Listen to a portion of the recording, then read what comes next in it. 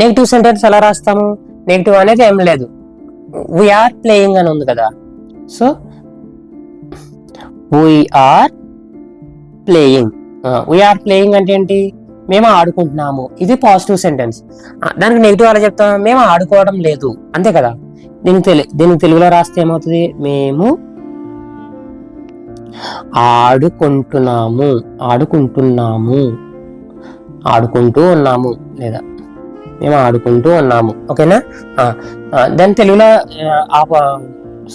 Negative చెప్పాలంటే అలాగా, మేము ఆడుకోవటం లేదు, మేము ఆడుకోవటం లేదు.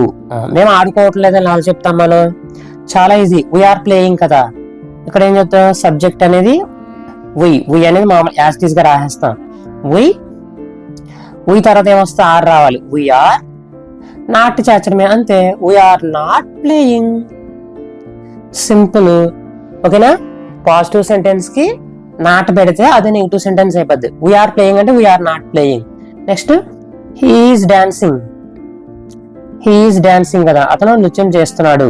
నృత్యం చేయట్లేదని ఎలా చెప్తాము? హీఈస్ నాట్ డాన్సింగ్, అంతే. జస్ట్ నాట్ అనే చేర్చడమే, నాట్ అనే చేర్చితే సరిపోతుంది నెగిటివ్ అనేది. సబ్జెక్టు ఈజీ ఆ మాటలో ఏదో ఒకటి plus not plus verb plus inform, అంతే. ఓకేనా? పాజిటివ్ సెంటెన్స్ లో నాట్ ఉండదు, నెగిటివ్ సెంటెన్స్ లో నాట్ ఉంటది, అంతే. ఇంకొన్ని ఎగ్జాంపుల్ చూద్దాం. షీ ఈజ్ కుకింగ్, ఆమె వంట చేస్తుంది. ఇప్పుడు మనం నెగిటివ్ సెంటెన్స్ అంటే ఆమె వంట చేయట్లేదు అని చెప్పాలి. అలా చెప్తాం, నాట్ పెట్టడమే.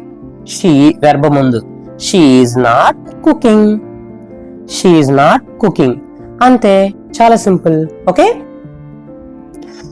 ఇక్కడ ఈజ్ నాట్ ఏమన్నా రాయచ్చు, ఈజెంట్ అని రాయచ్చు. ఈజ్ నాట్ అని అంటే ఇదిగో ఈజ్ నాట్ అని ఉంది అనుకోండి, మనం ఎలా రాయొచ్చు? ఈజెంట్ అని రాయొచ్చు. ఈజెంట్. ఓకేనా? ఈజ్ నాట్ ఉంటే ఈజెంట్ అని రాయొచ్చు, ఆర్ నాట్ ఉంటే ఆర్ అంట్ అని రాయొచ్చు అనమాట. ఓకేనా? షార్ట్. ఇది మరింత